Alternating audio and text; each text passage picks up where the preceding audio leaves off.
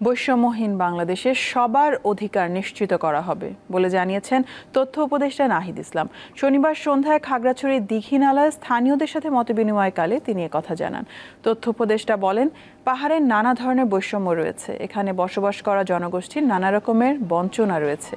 তিনি বলেন, অন্তর্বর্তী সরকার সকলের সহযোগিতা নিয়ে বৈষম্যহীন বাংলাদেশ করতে চায়।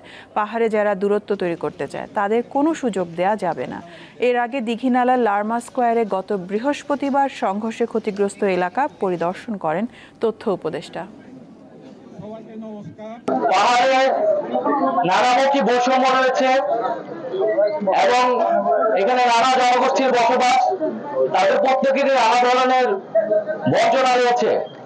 আমরা কিন্তু লড়াই সংগ্রাম করে একটা নতুন বাংলাদেশের স্বপ্ন দেখছি, যেখানে আমরা সবাই একসাথে সম্প্রীতির সাথে সকলের অধিকার নিশ্চিত করতে পারবো। পাহাড় সমতল সব মিলিয়ে কিন্তু বাংলাদেশ, এই পাহাড়ও আমার, এই সমতলও আমার। সবাই বাংলাদেশের নাগরিক এবং সকল নাগরিকের অধিকার সমান।